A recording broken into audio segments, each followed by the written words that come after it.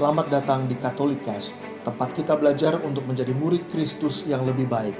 Katolikas bertujuan membantu kita semua untuk semakin berakar dalam iman pada Yesus, bertumbuh dalam persaudaraan dengan semua orang, serta berbuah dalam berbagai karya kasih demi gereja, bangsa, dan sesama.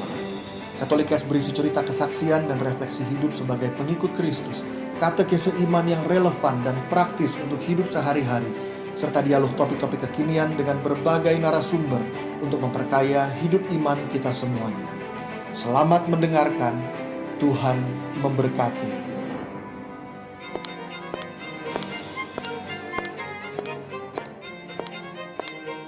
Sepatu kaca, wake up princess.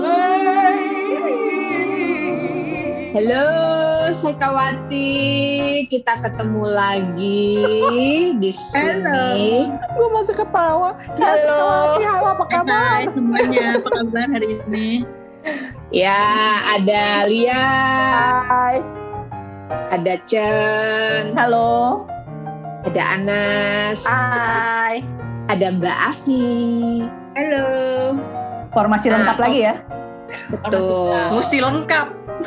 Ya. Sebenarnya mau ngomongin kacang mede, kacang koro, apa kacang koro? Nah, itu dia. Jadi kali ini tema kita sangat panas ya, seksi dan sensi. tergantung gimana menyingkapinya. Gue tuh mau share gini dulu ya sebelum nanti gue minta masukan ataupun pendapat dari yang lain.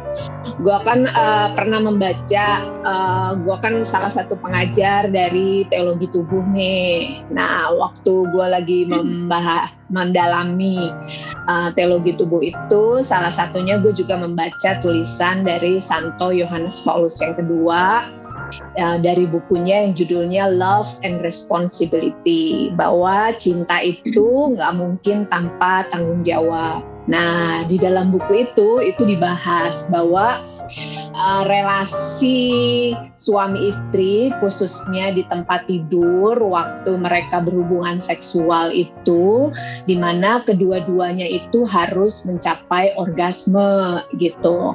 Kenapa? Karena itulah wujud daripada arti perkawinan di dalam tubuh mereka, di mana dua-duanya kan bebas mengekspresikan, lalu kemudian mereka juga harus sama-sama bisa menikmati. Karena kalau menurut Santo Yohanes Paulus II, kalau cuma satu pihak aja yang nikmat pada saat berhubungan seksual itu bisa using. Dan karena pada kenyataannya nih, gue juga sering dengar dari ibu-ibu juga bilang gitu, bapak-bapak tuh suka nggak peduli gitu. Bahkan ada ibu-ibu juga yang bilang bapaknya nggak tahu gitu caranya gimana supaya istrinya itu mencapai orgasme, dan itu bisa puluhan tahun gitu.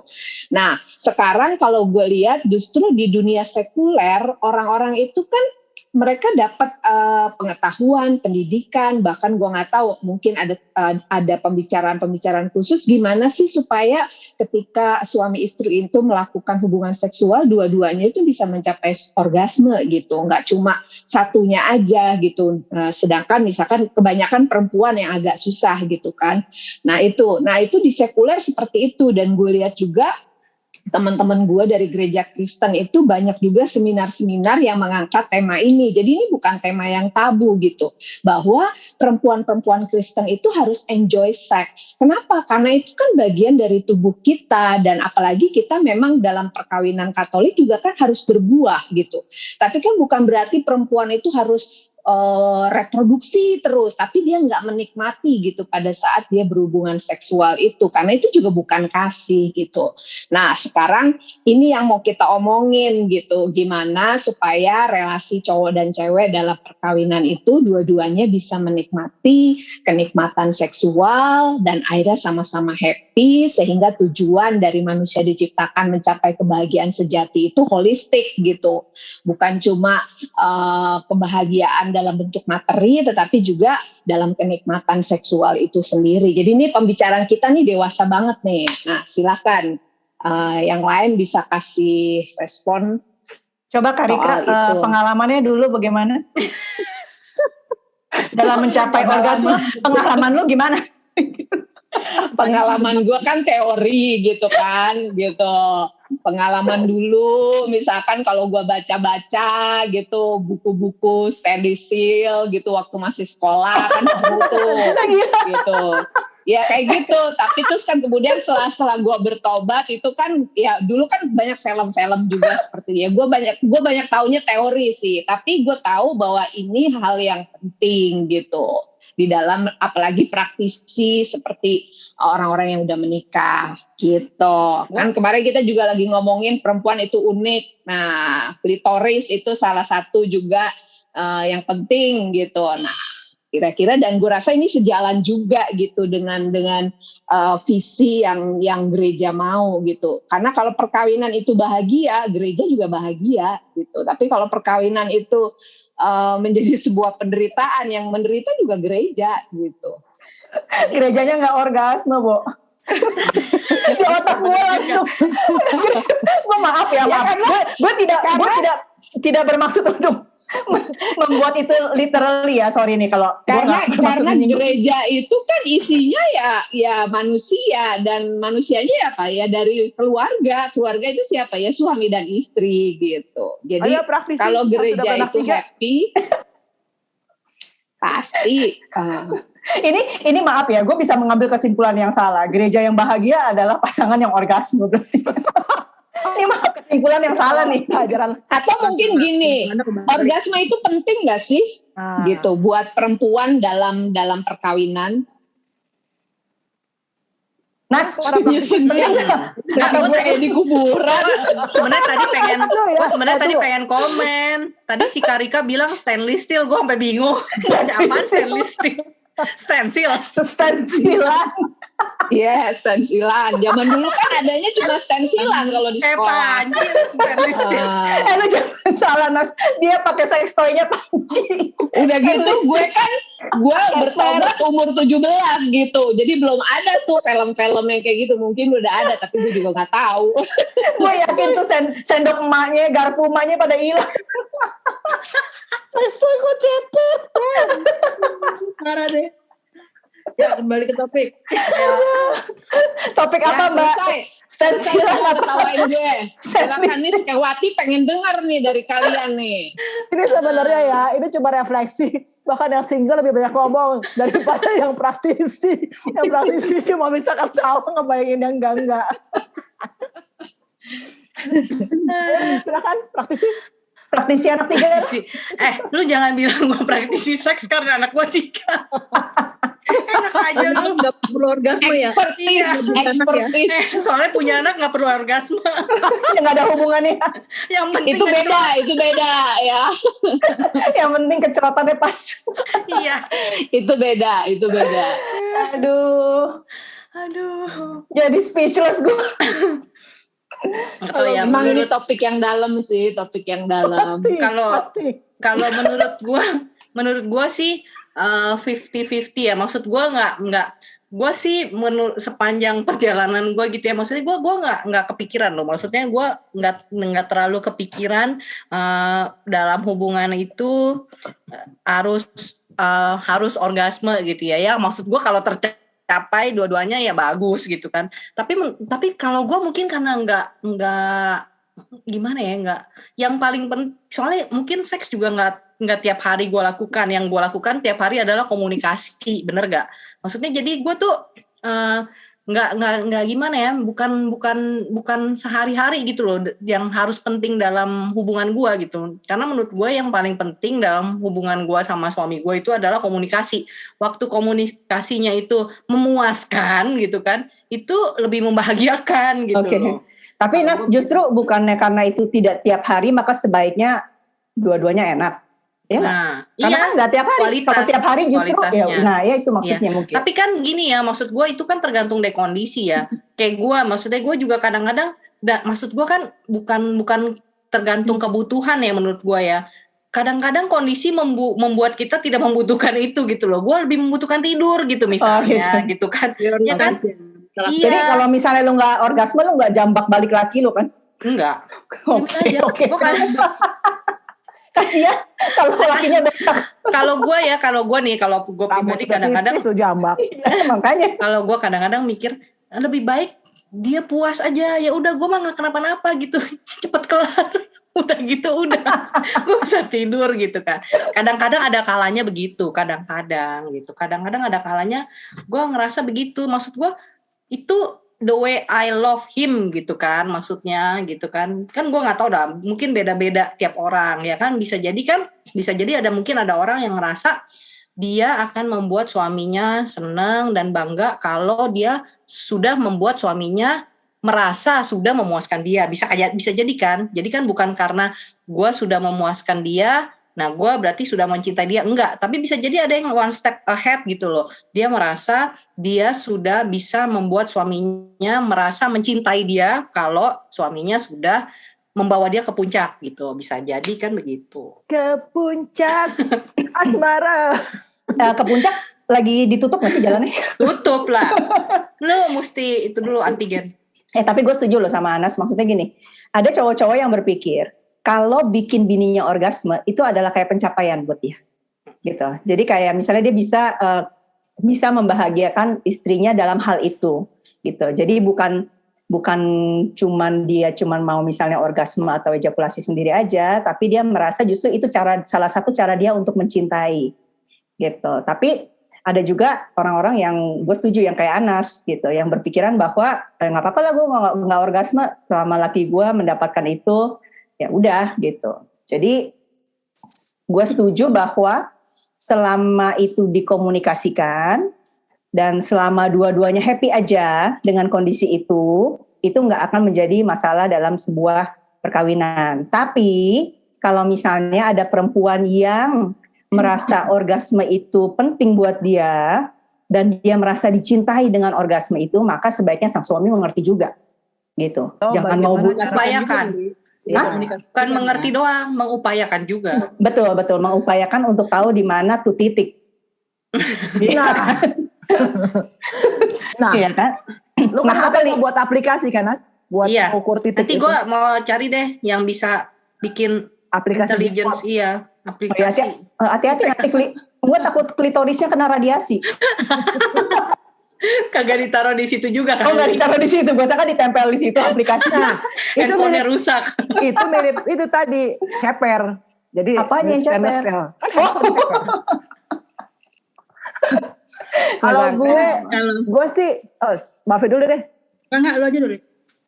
Kalau gue sih kembali pada prinsip giving ya. Maksudnya ujung-ujungnya kan hubungan seks itu kan sebetulnya kan bagian dari hakikat pernikahan kan, salah satunya kan union of love. Dalam konteks seks itu tuh salah satu cara untuk bukan salah satu cara, itu cara untuk benar-benar secara literal dua tubuh menjadi satu gitu lah maksudnya, kalau yang gue mengerti ya. Dan itu adalah satu cara untuk menunjukkan how we love him, how the husband love the wife gitu, dengan cara saling memberikan diri.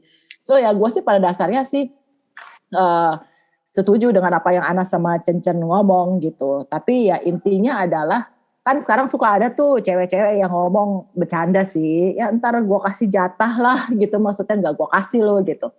Buat gue sih itu sebetulnya menurut dapat gue itu menurunkan lu punya dignity juga sih. Kalau lu ngomong gitu kesannya lu ngasih apa enggak, lu menganggap diri lu itu sebetulnya kayak barang pemuas gitu, sehingga lu ngasih atau enggak gitu. Padahal sebetulnya caranya berpikir adalah, kalau yang gue mengerti, waktu lu melakukan hubungan seks artinya lu memberikan diri lu kepada suami lu. Jadi bukan maksudnya dia sebagai, lu pakai badan lu sebagai pemuas asal dia enak gitu. Tapi sebetulnya itu cara dua pihak, suami istri khususnya, untuk menunjukkan the union of love mereka dalam bentuk fisik beneran gitu maksudnya.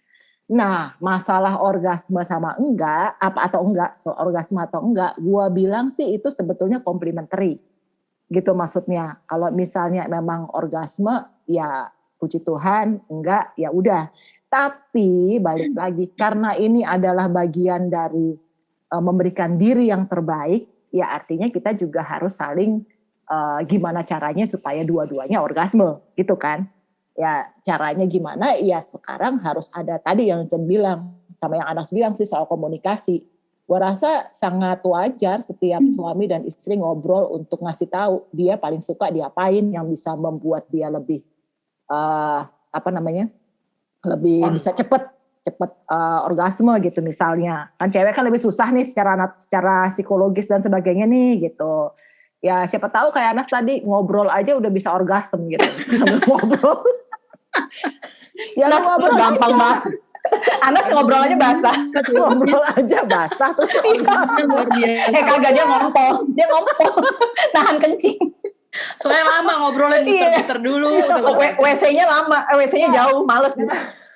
dengan cara itu lu bisa orgasme habis itu ya tinggal. Cuman kan prinsip-prinsip seperti prinsip-prinsip seperti union of love yang dimana harus penetrasi dan di dalam dan sebagainya itu kan kita udah tahu lah ya maksudnya supaya jelas gitu. Cuma gue mau gue mau nimpalin lu nih Li. Yang tadi lu bilang bahwa cewek kadang-kadang suka kalimat ya entah gue nggak kasih jatah atau apa, merasa bahwa seks itu adalah sebuah jatah gitu yang dia bagikan gitu kan. Jadi gue pernah ada temen gitu ya, dia praktek gitu dokter. Jadi kalau misalnya dia pulang praktek nggak bawa amount of money dari prakteknya hari itu, tuh bininya bisa nggak kasih ke dia. Oh, Iya. Gila. Jadi dia harus bawa pulang duit praktek sejumlah berapa hari itu, baru bininya akan kasih untuk having sex gitu sama dia. Kayak tarif Cen. Nah itu yang maksud gua, yang Lia bilang gitu. Dia black banget. Makanya itu kan dia menghargai dirinya sebatas uang kan. Itu makanya jadi dia menurunkan dignity-nya sendiri sebagai perempuan gitu. Sebagai maksudnya fungsi dia sebagai perempuan dalam hal seksual itu cuma sebatas itu gitu. Tapi gue setuju itu ya, maksudnya gue cuma paling kasusnya tuh banyak gitu di luar sana. Dan yang tadi Lia bilang, dua-duanya itu kita cewek cowok sih kita punya hak ya sebenarnya untuk orgasme. Karena apa? Karena kita dipersenjatai Tuhan dengan organ itu. Kalau misalnya memang kita tidak berhak untuk orgasme, Tuhan nggak akan kasih tuh organ orgasme itu ke kita. Iya kan? Logikanya kalau emang cewek cuma tempat untuk beranak misalnya gitu, ya kita nggak akan dikasih tuh klitoris atau orang bilang G-spot atau apa gitu, kita nggak bakal dikasih gitu sama Tuhan. Nggak akan dibiarkan oleh Tuhan organ itu ada di kita. Tapi maksud gue, dengan Tuhan membiarkan atau menciptakan organ itu ada di tubuh kita, maka kita punya hak yang sama sebenarnya untuk bisa merasakan kebahagiaan pada saat kita melakukan hubungan suami istri, pada saat kita saling memberikan diri itu sih menurut gue ya. Yes. Tapi gimana Mbak? setuju sih gue. Maksudnya gue setuju sama pendapat kalian bertiga. Maksud gue, tadi pertanyaan Yurika kan, orgasme sebenarnya penting apa enggak dalam pernikahan gitu kan. Ya menurut gue penting gak penting gitu, tapi itu bukan prioritas gitu. Kalau buat gue ya, maksudnya ya memang sih sebagai ya tadi Centen bilang ya, sebagai suami istri kita punya hak yang sama untuk bisa merasakan orgasme, dan apalagi kalau misalnya bisa bersama-sama. Nggak selalu berhasil bersama-sama. Ini pengalaman gue sepanjang pernikahan itu nggak selalu berhasil, tapi buat gue juga itu tidak membuat gue lalu jadi menderita lalu mencari ke tempat yang lain gitu ya, maksudnya sampai segitu desperadonya gitu, waduh sama suami gue nggak gitu juga gitu.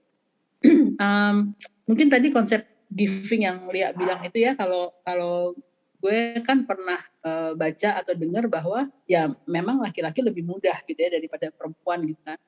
Nah, sometimes sih gue salah satu bentuk giving yang gue praktekkan adalah ya yang penting dia orgasme dulu aja. Walaupun juga gue merasakan sih dalam beberapa maksudnya sebaliknya dia juga seringkali juga melakukan itu juga gitu, maunya yuk kita sama-sama atau gue dulu atau apa gitu. Tapi menurut gue ya seperti tadi Anas bilang sih ya, maksudnya nggak perlu gini, nggak perlu orgasme sih kalau untuk perlu punya anak gitu ya. Kalau tujuan kita menikah untuk beranak cucu lah gitu kan nggak perlu orgasme. Tapi ya itu adalah seperti Chen bilang, itu adalah anugerah yang Tuhan kasih gitu. Tuhan merestui kita untuk merasakan itu gitu. Gitu kan sih. Orgasme anaknya kembar. Siapa? Gue. Kalau orgasme anaknya kembar, berarti waktu tiga-tiganya anak Anas dia nggak orgasme. Nggak. Malu.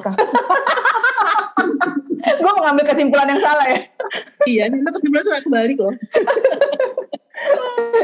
Deduksi gue emang aneh, ya udahlah. Gitu Yurika.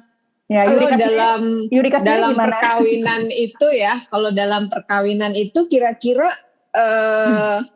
ini bukan kalian ya, tapi mungkin kalian pernah dengar atau lihat juga gitu dalam kehidupan sehari-hari. Sulit nggak sih mengkomunikasikan itu dengan suami misalkan? Tergantung ya. Karena kalau emak-emak zaman dulu kan tabu nih, pembicaraan kita yang segamblang gini kan sebenarnya tabu gitu kan kalau buat orang tua kita dulu. Tetapi sekarang kan hal ini udah jadi sesuatu yang biasa, bahkan untuk membantu gitu. Nah, tapi kalau misalkan pada area ini masih sulit nggak kira-kira Pak Sutri untuk mengkomunikasikan hal-hal yang sensitif tapi seksi ini?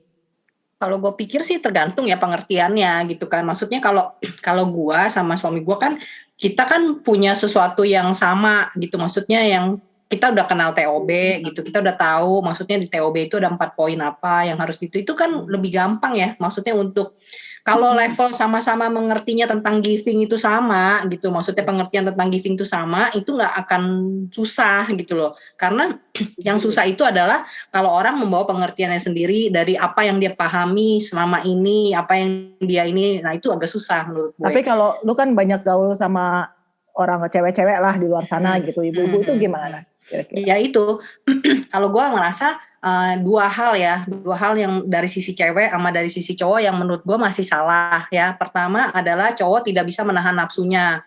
Padahal kan enggak gitu, cowok itu kan bukan binatang, tapi cowok itu adalah pria yang diciptakan punya akal budi lebih dari dia cuman punya insting gitu kan, dia bisa mengontrol gitu kan. Dan seks itu, jadi gue paling sering orang denger tuh, kalau lu nggak bisa muasin laki lu diranjang ntar dia cari cewek lain loh. Nah gitu maksudnya itu menurut gue yang pemahaman yang masih umum dan beredar di luar gitu kan. Dan itu menurunkan harkat cowok banget.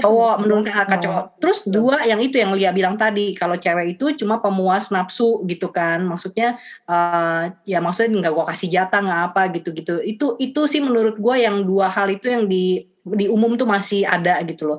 Cuma once lu udah mengerti bagaimana hubungan relasi lu dan bagaimana make love itu hakikatnya kayak gimana, intinya kayak gimana sih, gue rasa dua-duanya itu gampang lah buat dikomunikasikan gitu loh. Setuju.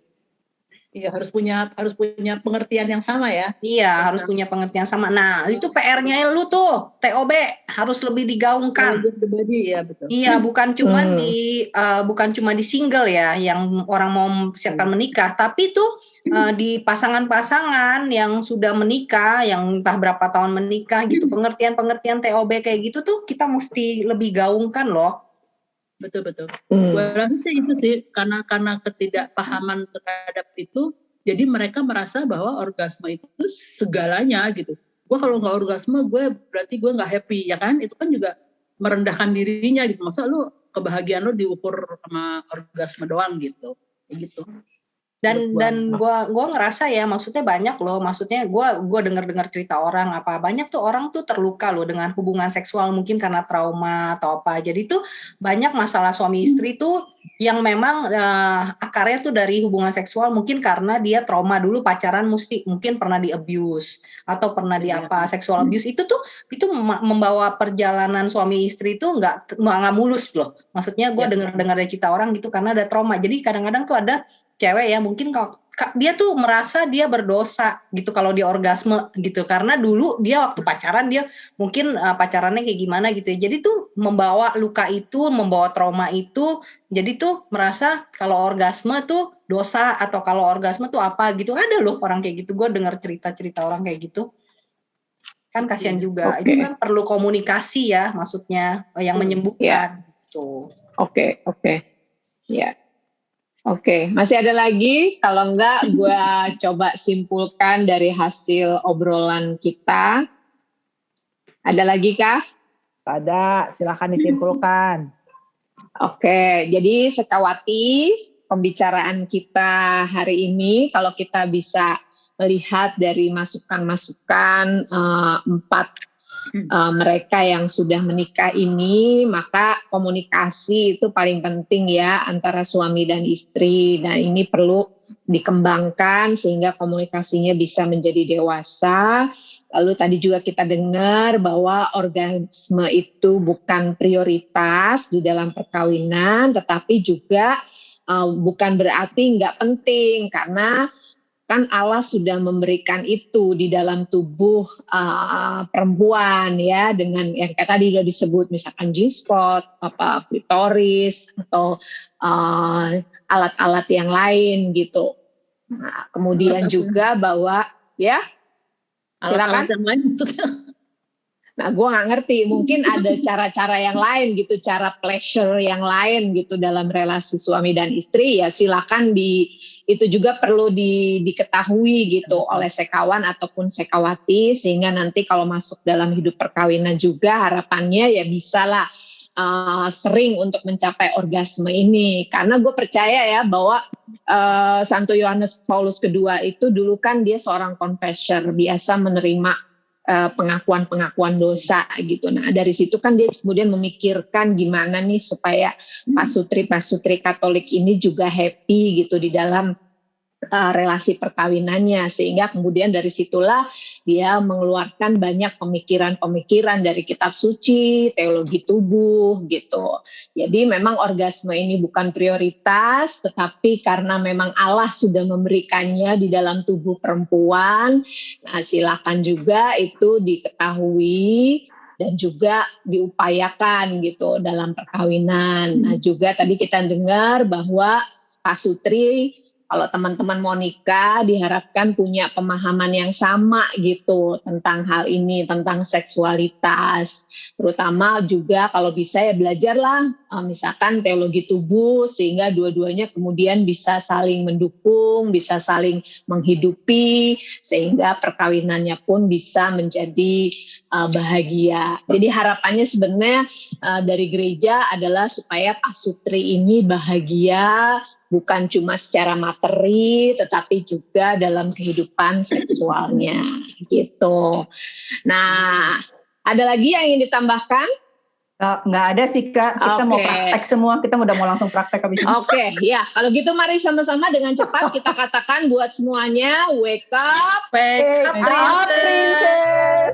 Oke, ya buat para pasutri selamat mempraktekkan, Tuhan memberkati. Amin. Tunggu adanya Jojos. Oke. Happy orgasm. Tunggu dulu, kita nggak bilang wake up princess, kita bilang make love princess. Salah ya? Benar, yang penting happy. Kalau kalian happy, gereja happy. Amin. Wah, amin. Oke, orgasm church. Oke, bye-bye. Bye-bye semua. Sampai jumpa lagi.